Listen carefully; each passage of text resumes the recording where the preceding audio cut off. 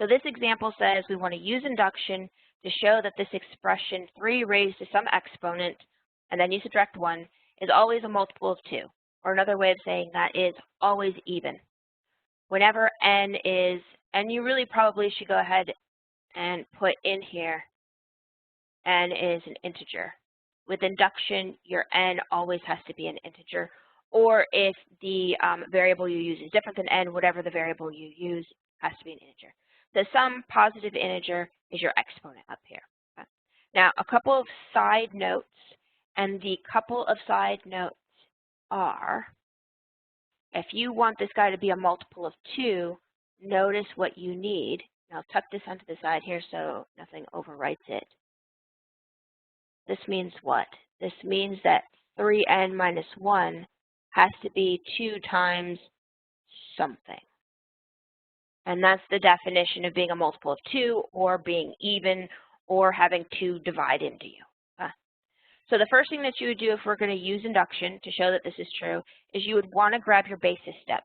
Now, anybody have a guess what the basis step is? And when somebody asks you what's the basis step, they're actually asking you what n value should you plug into your statement. So anybody have a guess on what n value we should worry about in the basis step?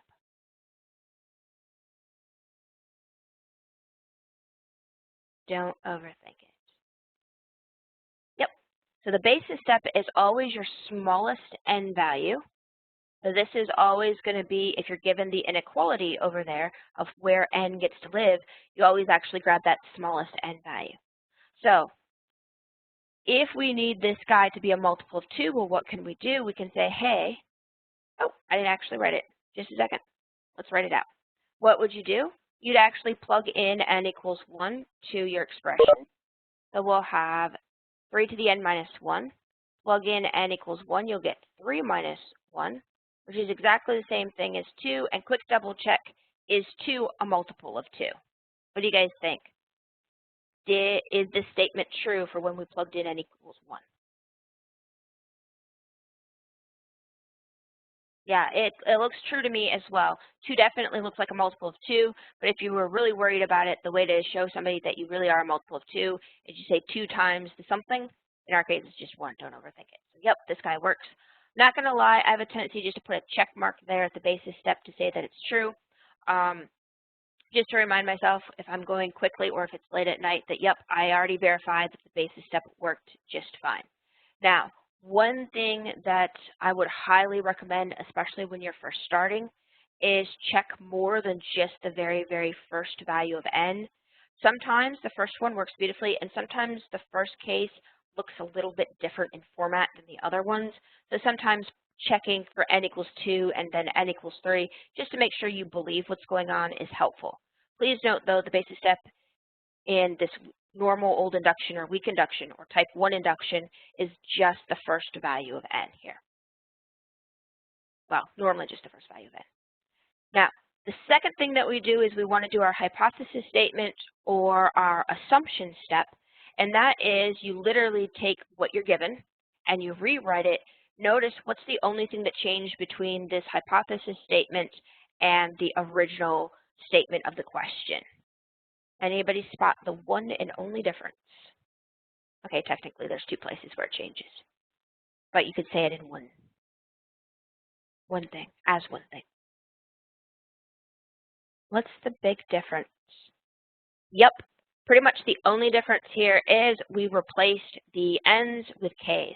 So one of the things that I like to do, and I didn't leave myself quite enough space to put it over here, one of the things that I like to do is over to the side here, is I'll actually write, hey, n equals k to the side to say, hey, you know what, we're not proving that the statement works when n equals k. This is the one that we're assuming that somebody else already checked for us. Okay. Now, once you get the hypothesis statement out of the way, once you've got your basis statement out of the way, and actually to be consistent, I'll often put the basis statement n equals 1 right there at the side too, but it doesn't matter where you actually put it. Once you got both the basis statement works, and then you've written down your hypothesis statement, now you're ready for the actual induction step. Make no mistakes, the induction step is where everything is happening. Okay? Now, if your basis step doesn't work, induction step has no meaning.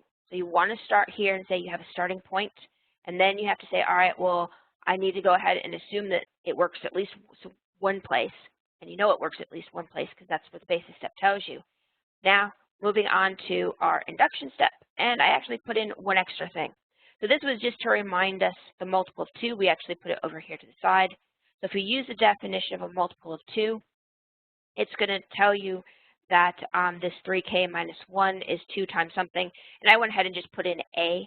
I picked a, not n, like we've done in the past, because n is already involved in the actual being used. Okay. Now, there's a couple of things that you can do here. You can, right now, go ahead and play around with this, or you can jump to the induction step. Okay. Like, for example, if you play around with it right now and rewrite it, you could have moved the -1 to the other side. It's coming from that same definition. All right. All of this stuff here in the little bit tinier font is sort of an aside. Maybe we'll need it in the future. Maybe we won't. So we jump now to the induction step. The induction step is where we'll take the information that we have previously, specifically from the hypothesis step, and we're going to try to see if the statement is true when you replace n with k plus 1. So over to the side here, let's make a note of what we're looking for. So this is our goal. Our goal in this induction step is we want to replace the n's with k plus 1. So what we need is 3 raised to the k plus 1. Notice I replaced the n with the k plus 1. Subtract 1 is 2 times something. Okay? If we can get 3 raised to the k plus 1 minus 1 equals 2 times something, and it doesn't matter what the something is as long as it's an integer, this would say that the original statement when n equals k plus 1 is actually true. Okay? So this is what we need. Now, you can't do it in one step. If you do it in one step, you're not actually proving anything, you're just stating what's supposed to happen. Okay? So let's actually do this step by step. The first thing is we'll go ahead and write out one of the two sides. If you're dealing with an equation, in this case we're dealing with an equation because there's an equal sign right there, you look for the side of the equation that seems like it's easier to deal with. Okay? Often this is the side of the equation that might be nasty, and most people are more comfortable simplifying things. In this case, notice how there's a big fat question mark. We can't start on the side that's 2 times something because we don't know what we need to plug into the question mark. In this case, we have to start with the 3 raised to the k plus 1 minus 1. Now, when you're dealing with your induction step, you're always going to use information from the hypothesis step to help simplify or rewrite your induction step. That is key. So key thing, always use the hypothesis step. Okay. So do you guys see anything in this hypothesis step that might help us simplify or rewrite the expression we currently have with a 3 raised to the k plus 1 minus 1? Anybody spot a way to rewrite at least some of that into something we might already know?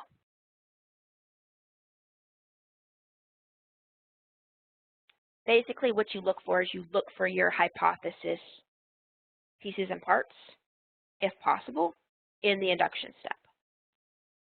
Anybody notice anything similar, or something that we could use to help simplify the current line?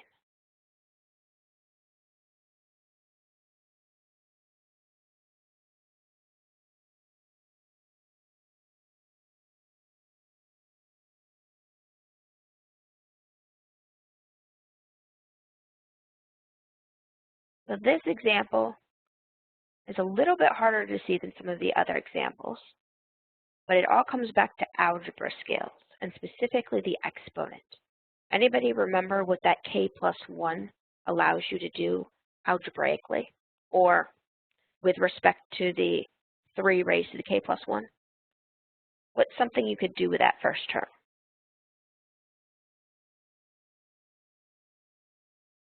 I'm attempting to point out the plus in the exponent there.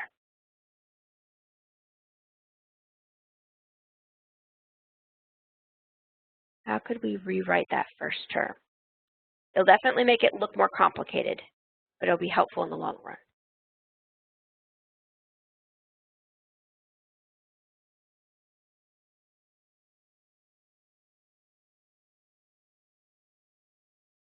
Okay, fair enough. All right, so if we look at this guy, see if you believe that next step. May not be comfortable or know why we did the next step, but do you guys believe the equals?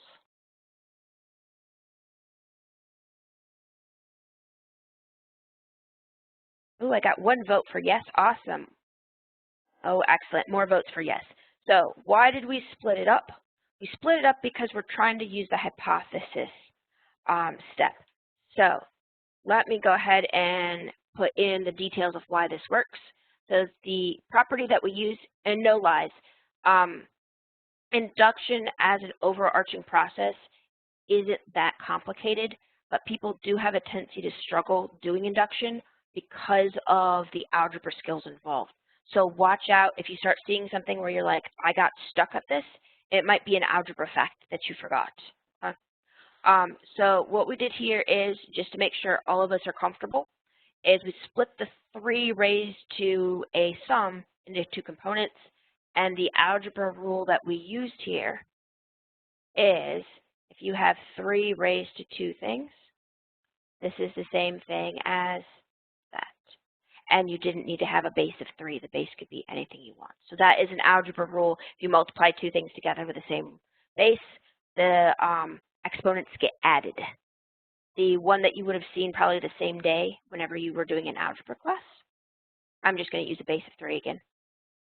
If it's subtracted, that's the same thing as they were actually divided. Okay.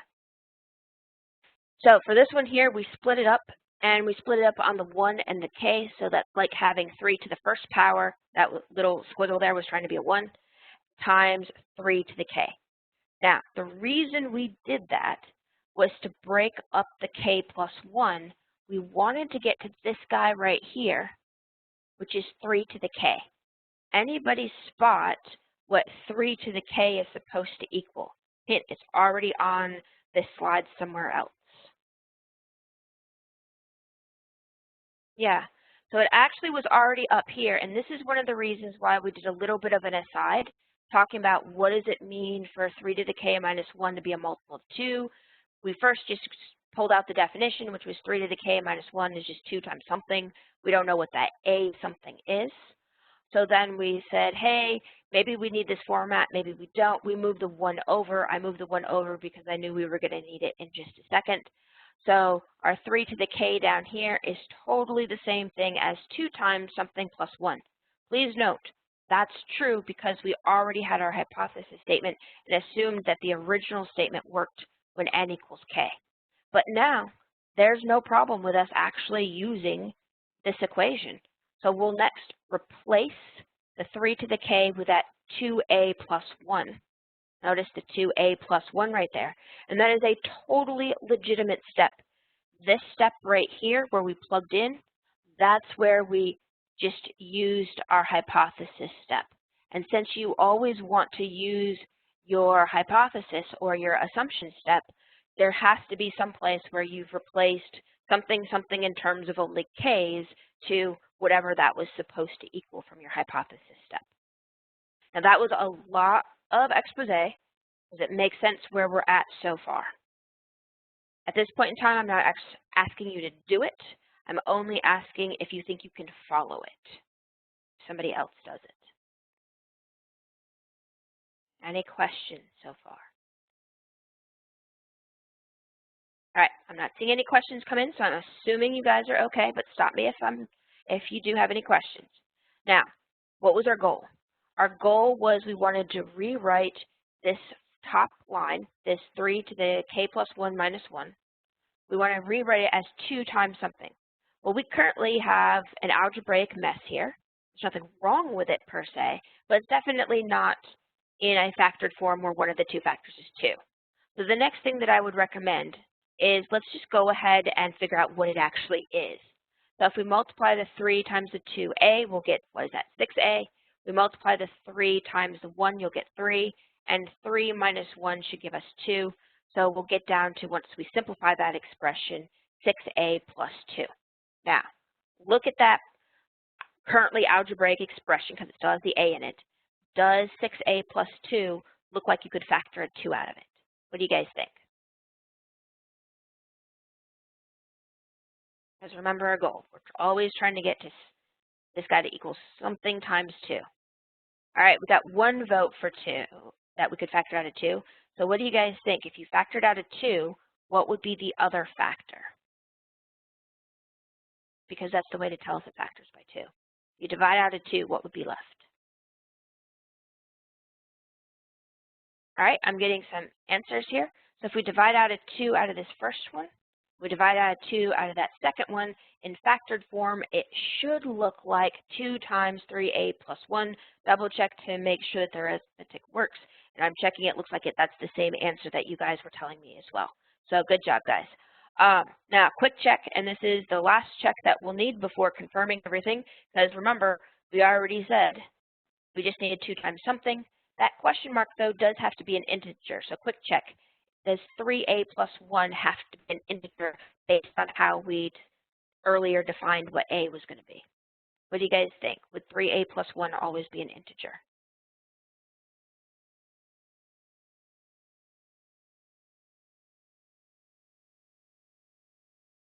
All right, I got a couple votes for yes. So, yep, I agree with you there. We said at the very top here, a was supposed to be some integer. So if you have an integer and you multiply it by 3, well, it's still an integer, just bigger. And you add 1 to somebody who's already an integer, well, it's still an integer. So this guy is definitely still an integer. So since that is an integer, so 2 times some integer, we got exactly what we wanted, which was 2 times some integer. And that allows us, good. That allows us to say, hey, yes, the induction step works because we got the integer that we wanted. So the conclusion then is, don't overthink the conclusion. If both the basis step worked and the induction step worked, the conclusion is simply you rewrite the original statement, but without the big fat question mark at the end. You say, hey, yep, the conclusion is we believe that 3 raised to any exponent minus 1 is going to be a multiple of 2. And the any exponent is a little bit of a lie. It has to be a positive integer in your exponent. We're not looking at fractional exponents or negative exponents, because that actually changes. You actually could put, so the question is, why would we stop right here? And it turns out you actually could add in an extra line. I didn't because I got to the bottom of the slide. But the extra line that you would put in here, let me go ahead and put it to the side, is just like when we were doing the proofs yesterday, since 3a plus 1 is an integer, what this tells us is that 3 to the k plus 1 minus 1 is a multiple of 2. And technically speaking, that should have been the last line. Did that answer the question like what you were thinking? But that would be the sort of wrap up. And notice when you converted it into that sentence, it matched the sentence into hypothesis statement. It also matched the sentence up at the top. But yeah, I didn't type it in because when I was putting this together, not going to lie, relatively late last night, because I realized I didn't have these already put together for you. I was worried that the font would be too tiny to read. But left space on the side so we could put in the things we need. Other questions about this one? Feeling kind of okay-ish about at least this example. All right, so leaving time for you guys to ask questions, recap, basis step, you just take your smallest integer that you're told you can plug in or told that the statement should work for, plug it into whatever your statement is, check to see if it works. Hypothesis, you just rewrite your statement but replace all the n's with k's.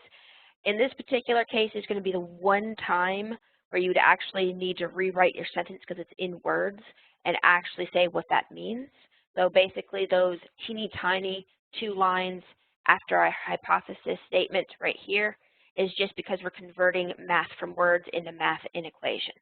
Okay?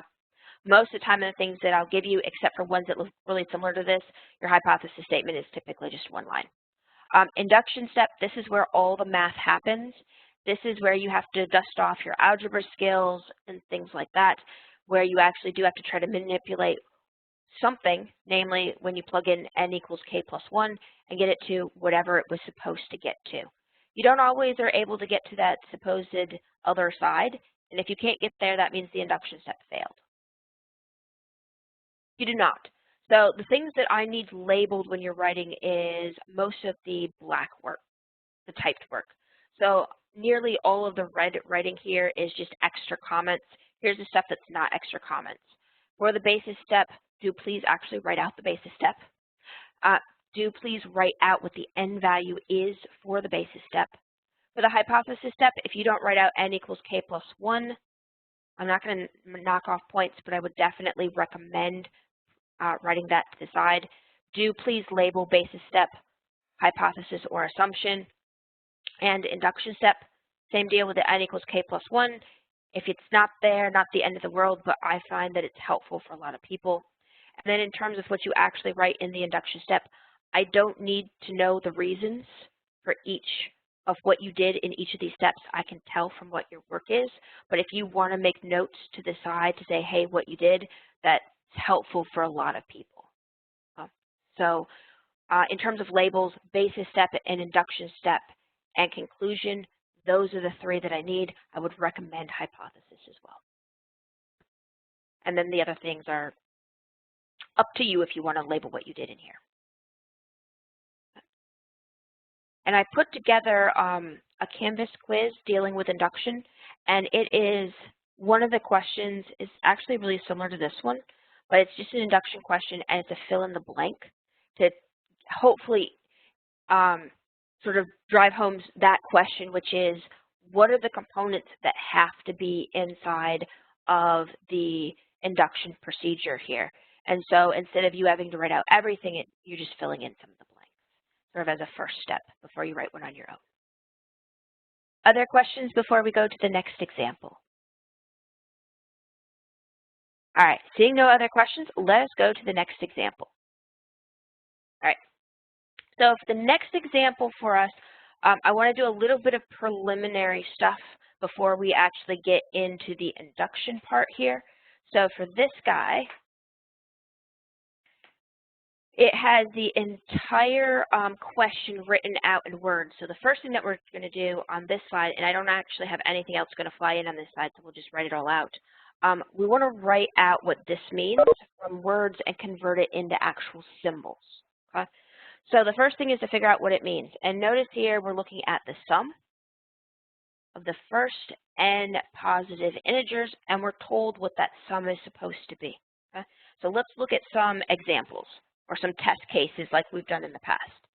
So if you're looking at the first n positive integers, technically speaking, you could have no integers that you're dealing with, and n could be 0. This formula does actually work if n is 0, but let's start where we're actually adding things together. So let's actually start at n equals 1. And if you guys want me to, I can come back and do n equals 0. So if n equals 1, in that case, we're looking at the first positive integer. And the first positive integer, don't overthink it, is just going to be 1. Okay? Now, if we then look at the first two positive integers, we're going to be looking at the sum of 1 plus 2. And I'll go down just to a couple of these. If we look at the first three positive integers,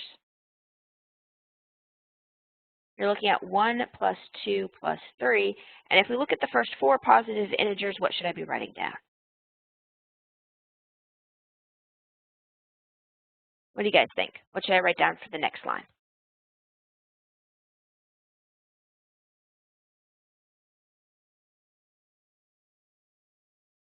Perfect. So 1 plus 2 plus 3 plus 4. Now I'm going to go ahead and jump down here to somebody a little bit further on. Maybe we say the first 7 positive integers. And if we wanted to list out the first 7 positive integers, what would we be writing out?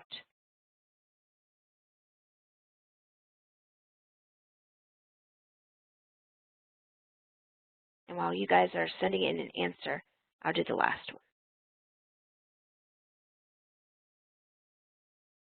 Yep, perfect again. So 1 plus 2 plus 3 plus 4 plus 5 plus 6 plus 7.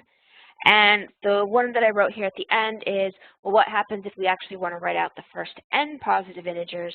This is 1 plus 2 plus 3, except I don't actually know how many n is, so you have to put those dot, dot, dots, those ellipses. So dot, dot, dot plus n. Watch out, one of the things that happens at least to one person every time that we cover induction is you see the dot, dot, dots, and you forget that you're actually adding a whole bunch of numbers together, and you just grab like the n at the end, or you just add 1 plus n.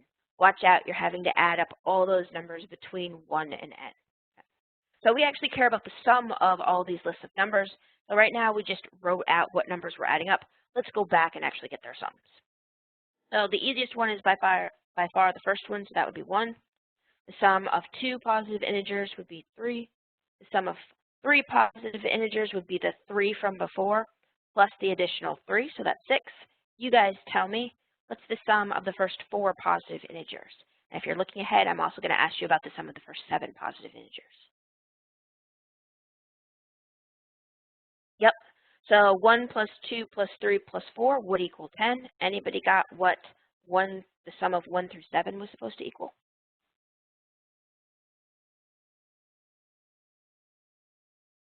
So 1 through 4 should be 10. Was it 28? 15? Yeah, that does look like a 28.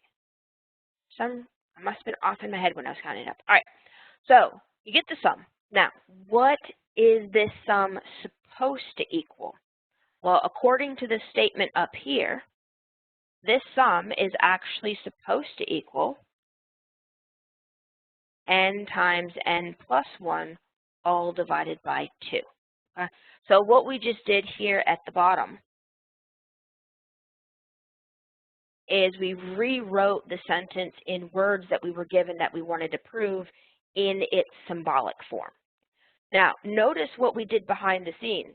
When we were actually writing out the sum of the first, and then we picked a couple of terms, the first term, the first number, first 2 numbers, first 3 numbers, first 4, first 7 numbers, etc. This allowed in our heads to sort of think about what we were actually doing, and we actually halfway did the basis step, because remember, we were asked that we're going to use induction to prove this thing eventually.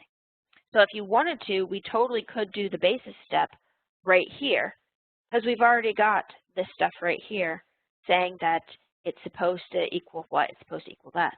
Now, what's the only thing that's missing from the basis step? The only thing that's missing from the basis step is actually getting that those sums fit to this formula. So the question, of course, is what's the n for each of these? Well, the first one was n equals 1, but I didn't label any of the other ones. So that second line was n equals 2. Third line was n equals 3. Fourth line, n equals 4. And then when we skip to jump down to 7, this would be when n equals 7. So if you spot checked this guy, suppose you looked here at the one at 6, the one whose sum was supposed to be 6. What you would check is you say, hey, n times n plus 1 over 2. Plug in, what's the n value at that line? Let's see, 3. So check, is 3 times 3 plus 1 divided by 2, 6? What do you guys think?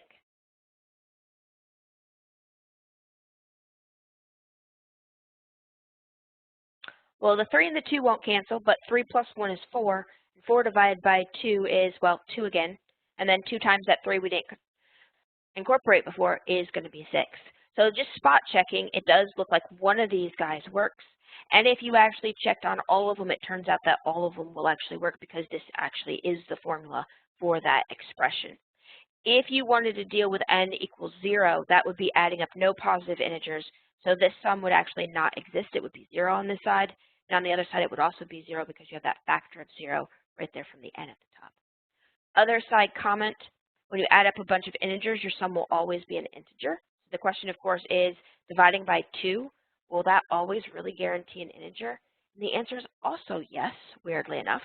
Anybody have a guess on why this fraction, even though it's a divide by 2, will in fact always be an integer? Anybody have a guess? It's okay if the answer is no, because it's slightly subtle. You got to think about it. In order to not be a fraction and you divide it by 2, that means you have to have a factor of 2 on the top. That means you have to have an even number on the top of that fraction, or that one of the 2 factors on the top of the fraction is even. So what do you think? If you have n and n plus 1, can you guarantee that at least one of those 2 guys is even? What do you think between n and n plus 1? Ooh, I've got multiple answers for yes. And the question, of course, is why? Well, if n is even, done. But if n is not even, it's odd. And if you add 1 to an odd number, it turns into an even number. So when you have 2 guys that are consecutive, one of them will always be odd and one will always be even. The 2 cancels with whoever's the even. All right, so that's all the background stuff. Let's actually get into using induction to prove that that formula really is the correct formula for this expression. Please note for this particular example, you can prove it directly. You don't need induction, and people have done that in the past. But I want to show you this example because 1, it's a quintessential example with induction, and 2, it's pretty classic to actually use induction with sequences. So I want to make sure that we actually do an example of that. Now, before I get too far into that question, I'm going to throw the basis step to you guys. So let me pull it up here so you guys can see it, and then I'll hide it so the screens don't get too teeny tiny. So I put up in Poll Everywhere that we haven't used for a little bit in our class this exact same question, and it's going to ask you about the basis step. So you should be able to see the actual question. To get there, it's pollev.com/sbirdsong. And if you've already got it set up in an app, you just go to the same place. Or if you type in that URL at the top, it'll get you directly there. And I see that several of you have already found it. So what it asks you for is it says, if we're going to use induction, what's the basis step? In other words, what's the n value for our basis step here? See, almost half of you, excellent, over half of you have answered. There is a follow-up to this, and we'll also go ahead and slide those answers in on the slide too. But I'll wait so a couple more of you can answer too.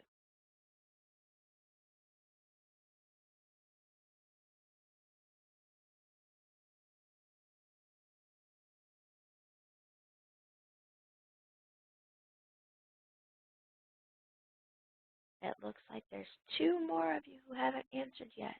Do you guys want to make a guess? Because I'm about to switch it to a new question, and you won't have a chance for a guess if you don't do one quickly. So this is a 2-part question.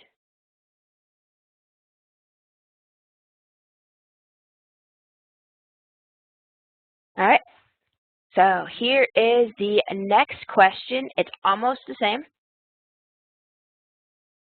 Right. So this one here asks you to check to see if you think the basis step is actually going to work.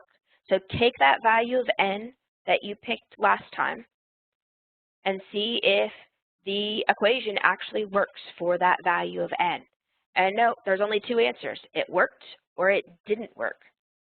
Although I put in a little bit more proper way of saying it didn't work, which is the second answer. No basis step fails would be when it doesn't work.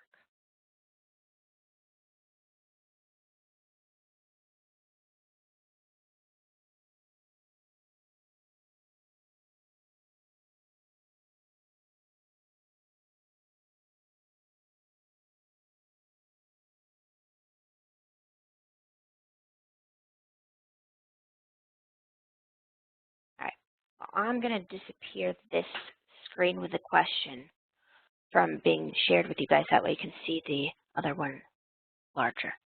Don't overthink the question. It's literally just plugging it in the n value you already had.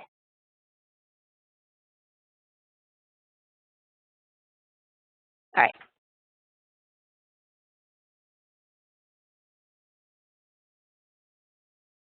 So let us put this together now. Now that you guys have answered these questions.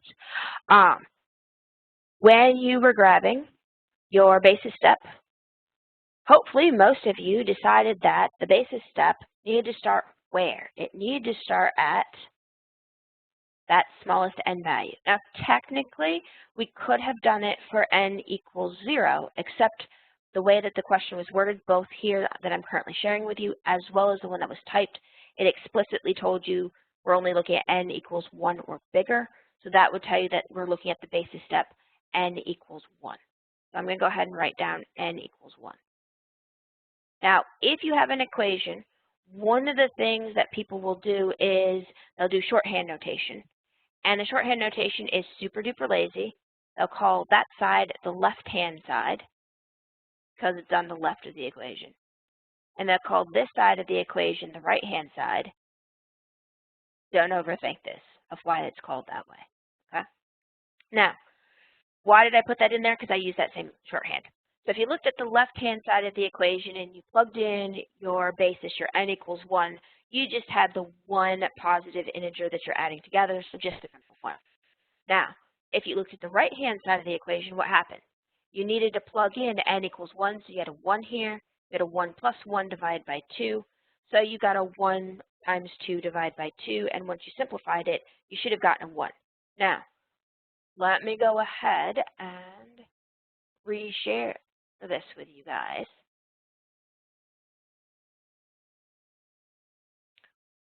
That the vast majority of you guys said that you thought the basis step would work. What do you guys think? If the two sides of the equation are the same, do the answers that you already said, does that justify your reasoning? And the answer is, yeah. If these two things are equal, you've got an equation. It was supposed to be equal. That means your basis step worked just fine. Okay? Now, I'm going to go ahead and put a check mark here that says the basis step holds, but as one of you asked previously, you could totally write this out in words too, so actually let me do that. The conclusion here would be, so the basis step, and the official word is holds, or is satisfied, or is true, but people typically say holds. Now, next thing that you do after you decide that your basis step works, after you've checked out a couple of test cases here, then you go ahead and you'd say, hey, let's throw in our hypothesis statement or our assumption step. And in that case, what would you do? You would simply rewrite the equation that you currently have, but replace all of your n's with k's. Okay, so that's exactly the same thing that we've done previously. Please note, hypothesis step is always this way. Take whatever you're given and just change out the n's to k's. That's it. There's no thought process involved. Now, once you have your hypothesis step, and let me go ahead and tag this to the side because we talked about that previously. Then you're ready to set up for your induction step. Now, your induction step is where you're going to be looking at n equals k plus 1. So we're going to try to plug in k plus 1 into our formula. Now, I'm going to do some scratch work to the side over here. And this is knowing when to stop the induction step. Okay? So for us, if we want to go ahead and look at what's the statement when n equals k plus 1, well, what does that actually mean? That means your left-hand side, we're going to be adding up what? 1 plus 2 plus 3 all the way until we get to k plus 1. So this would be 1 plus 2 plus 3 plus, keep going, all the way until you get to k. Well, we actually need to go one further than k, so add that k plus 1 term. Now, on the other side, on the right-hand side, what happens? We want to replace the n's with k plus 1. So this would be on the top, k plus 1. And you guys tell me, what should be that other factor on the top of the fraction?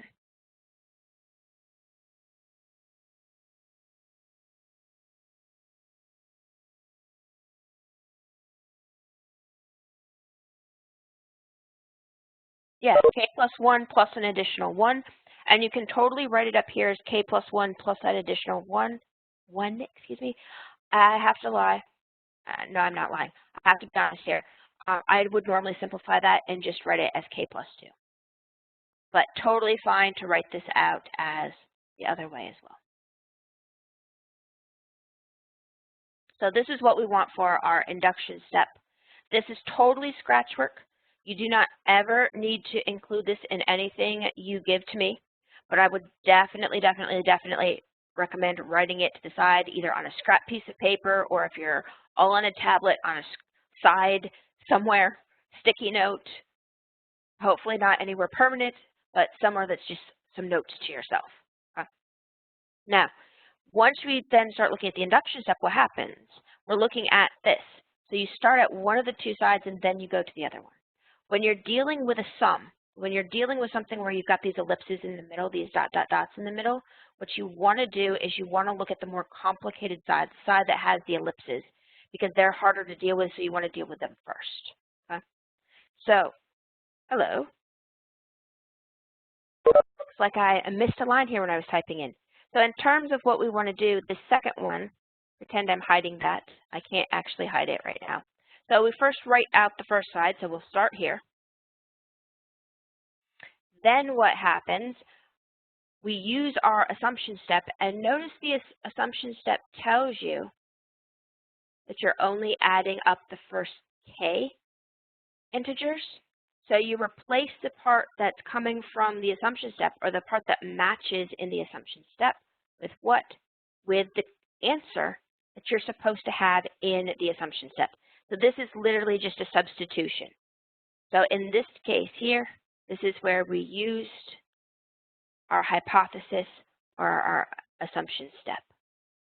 So, and plugged in. You don't have to write those notes to me, but that's my notes to you guys. Okay? Now, once you've gone ahead and replaced the sum of the first k integers right here with the fraction it's supposed to equal, notice this new expression had that fraction from the hypothesis plus an additional term. The current time, it is not the same thing as the answer we're trying to get to. But everything else that we're going to do here, all the rest of the math is just going to be algebra to try to convert the sum into one fraction. Okay? Everybody okay so far? What we just talked through is the most important step. Make sense what we did in terms of the plug-in. All right, I've got one yes. How about the rest of you guys? All right, seeing no no's yet, I'm going to assume you guys are okay so far. I'm crossing my fingers, but you can't see it. So next step is just some algebra. If you want to add two things together and one's a fraction, you do need to get common denominators. So I went ahead and got a common denominator just by multiplying 2 on the top, 2 on the bottom of this second term. Once you have these two terms with the same denominator, you just add straight across the top. There's the question I was waiting for. What we're doing is we're plugging in from up top. So hypothesis step, the sum of 1 plus k is over on that side. So we've replaced it with the fraction, the k times k plus 1 over 2.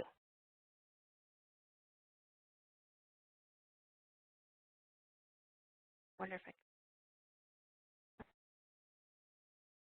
better, feeling kind of okay. All right. So once you're comfortable with what the plug-in is, again, just algebra. So when we add these two guys together, I don't think I put this step in here, so let me go ahead and write it out. You would have k times k plus 1. That squiggle was trying to be a k, plus 2 times k plus 1 on the top of your fraction. But that's awesome, because now notice what our goal was. We're trying to get a fraction that's over 2. Check, we've got the fraction over the 2. And on the top of the fraction, we were trying to get two factors. One of those factors was supposed to be k plus 1, and one of those factors was supposed to be k plus 2. Do we have a factor of k plus 1 on the top currently? We totally do. So we could factor the k plus 1 out because it's common to both of these two guys.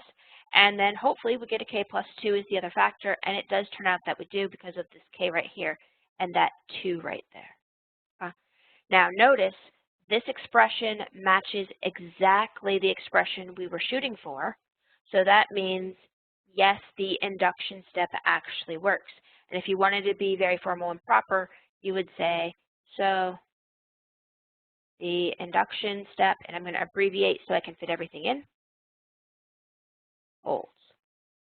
that would be the sentence that would explain to your reader what you just did with the equations. Now, once the basis step works or holds and the induction step also works or holds, that means everything worked. And now you're ready for your conclusion. So your conclusion is you literally just say, hey, yep, that formula totally did work. And so that's induction when you're dealing with a sum. And it's really common to see induction with sums of sequences or sums of parts of sequences. Okay? Questions kind of make sense a little bit. Can at least follow it if I do it or someone else does it.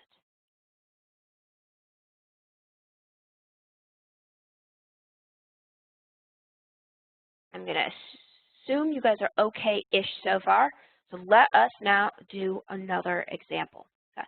So far we've looked at our first example, dealt with factoring numbers. Our second example dealt with adding up terms, so it looked like a sequence. Our next example is going to jump to sets. I'm not going to lie, this next example has a tendency to mess with people's heads. Don't overthink it, okay? So the next example, and I wrote it out in its shortened form. So our next example says, use induction to show that the following, just a second. So a question came in asking about more examples with this. What I have done, it was actually probably about 2 years ago, is I went and recorded, actually I think it's 2 videos. They're relatively long videos, so similar to a normal class period, but went through a bunch of different examples. Some of them overlap what we're doing today and then tomorrow as well, and some of them are different examples. So I can go ahead and go find those videos and put them up for you guys.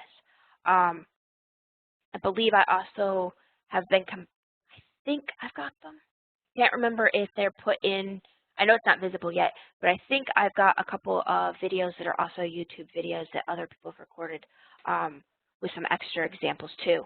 But we're not only going to do induction today, so if at the end of today you're thinking to yourself, you know what, I can sort of figure out what she's doing, but not totally, that's okay, we're going to talk about it more. But yeah, I'll put up extra resources for you guys. So in this one here, the symbols can get a little bit overwhelming. Here's what it means. This means, or is exactly the same as, actually let me write it above. The first one here says you're going to take the union of a bunch of different sets and then take their complement. So union first. So this guy reads as set A1, union set A2, union set A3, union ... So we briefly talked about this terminology before. What does it say? It says your set names are all going to be A but with different subscripts. You're going to start the first one at 1. So here's 1, then 2, so you just number them, 1, 2, 3. And this little N here at the top says that's the last subscript to use. So this says keep going until you get to your last subscript. So that literally reads as take the union of N sets. After you've taken the union of all N of your sets, then take the complement of all of them. And that's the left-hand side. Now the right-hand side is different. The right-hand side says take the complement of each of your sets and then you intersect them together. So this one would be written out as a 1 complement, intersect a 2 complement, that's trying to be a 2, intersect a 3 complement, and you keep going here until you get to the very last subscript, and the very last subscript is supposed to be N. And don't forget to complement. Now notice here, any guesses where the N's going to live?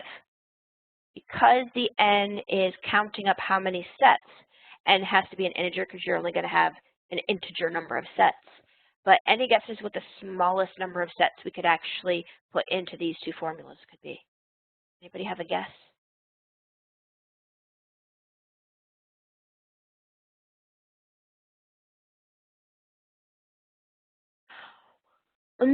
Yeah, 2, a lot of people do think of 2, but technically you could actually do it with 1. Although realistically, the formula only works once you start at 2. So for our basis step, we'll actually look at both N equals 1 and 2. And the reason we'll go up to that 2 is because the formula you're not even going to see the formula until you get to n equals 2. So yeah, good guess there.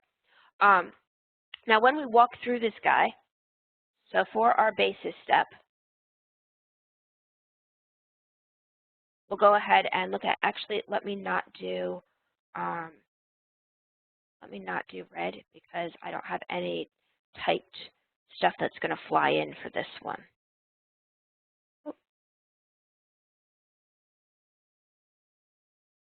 Maybe something dark blue. All right, so here we've got our basis step, and we'll look at both n equals 1, and then we'll look at n equals 2. Now, if n equals 1, you've got your left-hand side, and your left-hand side over here is what? Well, there's only one set. The union is the union of, well, it's just itself. And then you take the complement, and, well, it's still just the complement of that one set. So then, if you look at your right-hand side, I wrote the two basis step guys too close together. What happens? It says you take the complement of your set and then union it with all the other sets, but there are no other sets, so it's literally still just that one set. So just by default, those two guys are equal to each other. So let's actually look at where stuff starts to happen. So if n equals 2, the left-hand side is going to look like what? Well, you're going to have A1 union A2, and then you take the complement. And if you look at the right-hand side, what happens? Well, here you'll take the complement of each of the two sets and then intersect it. Now, what do you think? Are those two guys, even though they look different, are those two guys equal to each other? And I'm going to make this so my writing is less wobbly. Yeah, they totally are. Anybody remember the name of that rule? It actually has a special name. Yep, you guys got it. This is totally De Morgan's rule.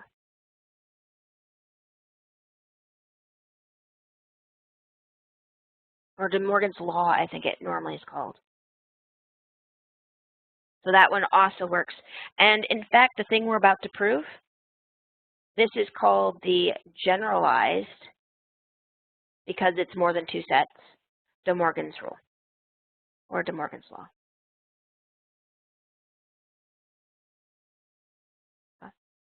Now, once you've got your basis step, you're ready for your hypothesis step.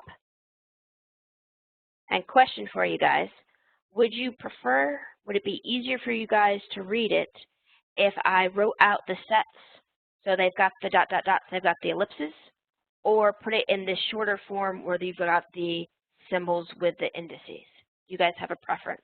Way 1 or way 2? Way 1's the black, way 2's in the red. Okay, so we've got one vote for way 1.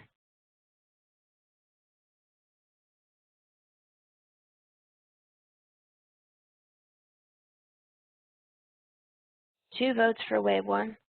I ask this because often at this point, people prefer this one because this symbol pushing down here has a tendency to mess with people's heads. But if you've had Calc 2, it's the same notation as dealing with series. So that's why I wanted to get a bit of a survey here. All right, so far everybody who's answered has voted for way 1. So you guys are voting for this way here that was typed on the page. Okay, cool. You guys are not what people normally say, but that is totally fine. It'll be less for me to write. So with a hypothesis, what we'll go ahead and say is we will say we are going to assume that this works. And technically speaking, the font or the typing messed up the symbols. The I equals 1 in the end should really be above and below your union and intersection signs. And I need a K. K.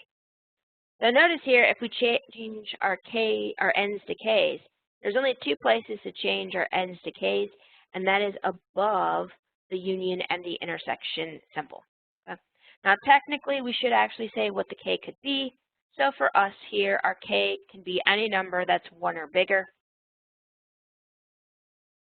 as long as it's actually in the domain of what N was allowed to be. Okay? So n we say could be 1 or bigger. Now once we've done the assumption step, we are ready to go for our induction step.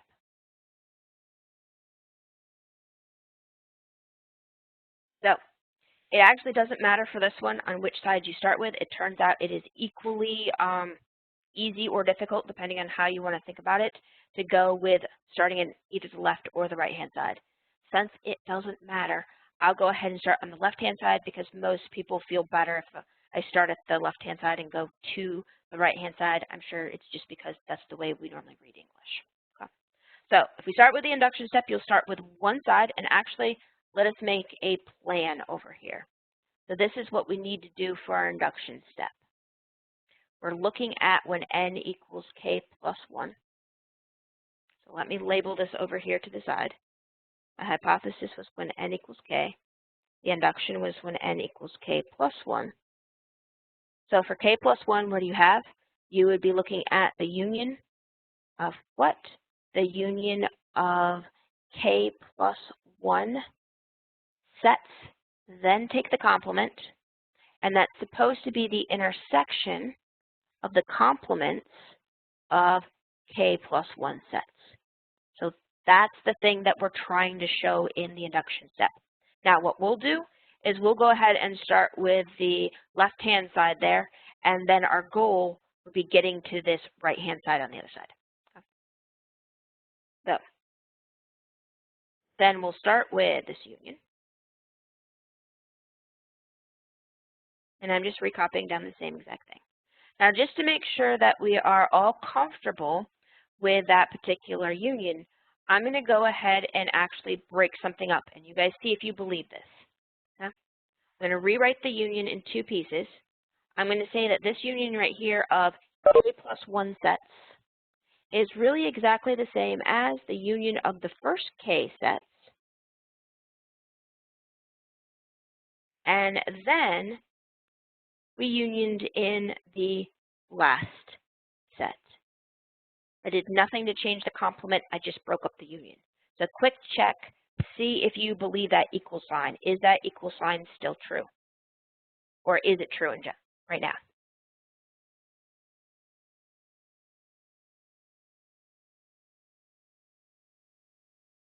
Yeah, because what happened, if we had written this out, the only thing we did is we stripped off the very last set and put it separate right here.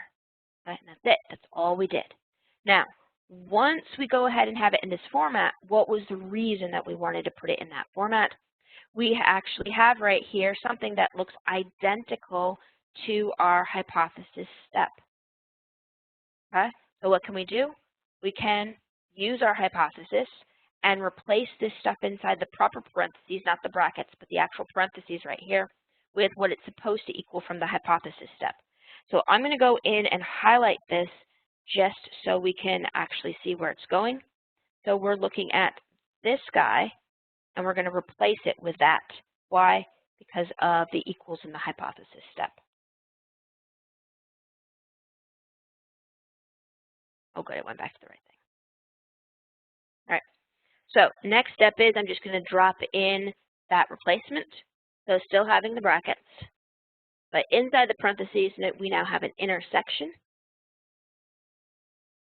I lie. We can't do that yet. Anybody spot where I said we can't do that yet? Just trust me, that's something you're going to want to do all the time.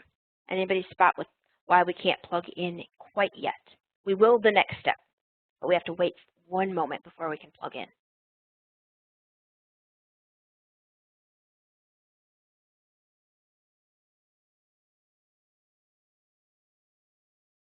Anybody spot? It's actually not the second union. It's because if you look here, the complement is over the entire stuff in all the brackets. There's no complement just on this union yet. Notice in the hypothesis step, you have to have the complement on top. I totally overlooked the complement too. It happens to everybody. Okay? But that's where you got to say, whoops, too fast. So once we get the complement on this guy, we'll be perfectly fine. So instead of doing that next, we're going to hold on to that. That's something we totally want to do. It's something we're going to have to do, but not yet. So one step first. The one step first is notice when we broke the original union into two pieces, we now have the complement of two sets. This stuff inside parentheses can actually be considered a single set. So anybody remember a rule that deals with the complement of the union of exactly two sets? It has a name.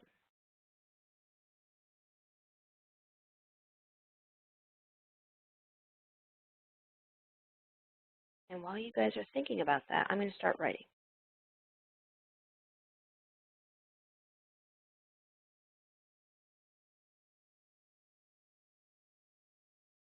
Anybody have a guess on what we should do if we have two sets union together and a complement over top of them? What's a way to rewrite it? Remember what we're trying to get to. We're trying to get to intersections and complements only on the sets. So this here is actually what? It's a way where we can actually apply De Morgan's law, which is our case 2 or n equals 2 case. So right now we have two sets union together with a complement over the top. Apply De Morgan's law, and you'll get the intersection of those two sets, and each of the two sets will then be complemented. So from that step down, this is we used regular De Morgan's law that we already know works. Now, notice what happens when we look at that first term. We now have the complement on top of it, and we can jump back to looking at, doing the plug-in that I tried to do a second ago. That was a little too early. So we'll replace that first term with the intersection of the first k sets, but really the complement of the first k sets. So this last one down here that we just did, this is where we used our hypothesis step and we plugged in. Let's pretend that said plugged. Huh?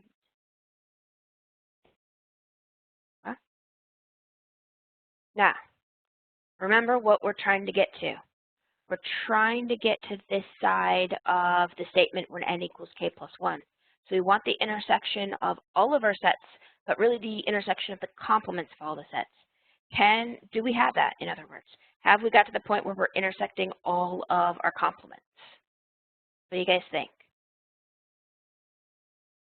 Symbolically, it's not written the same, but do we actually really have this, even though it's broken up into two parts? What do you guys think?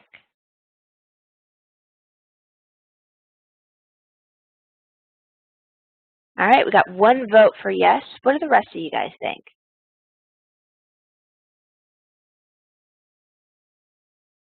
In other words, can we write this as the complement of all of the intersection of all those complements? Well, we've got two votes for yes. So the question is that last equals correct? Are those two guys right?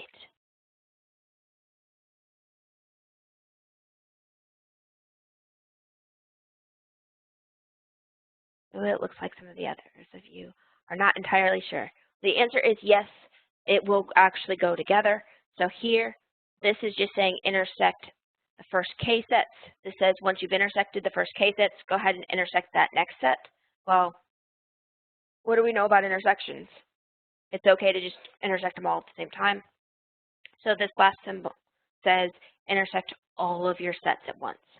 What I would recommend is if this example felt a little bit snarly to you guys, go back and work it on your own, but don't use these symbols. Actually write it out so you have all of these ... dots.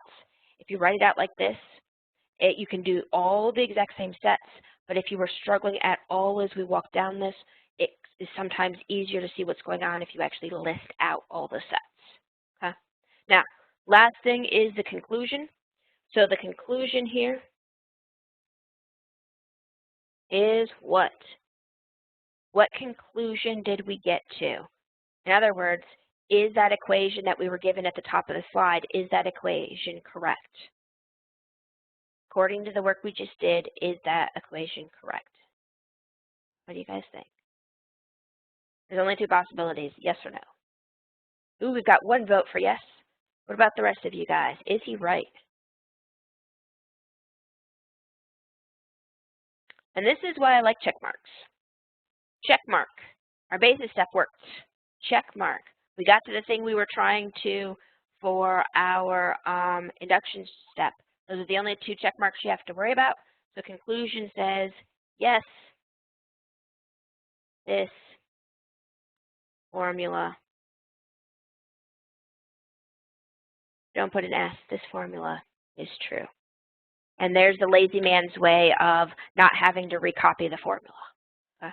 Or you could say, yep, by induction, we've seen that whatever it was we were supposed to do works. Okay? Questions kind of make sense? Suitably overwhelmed?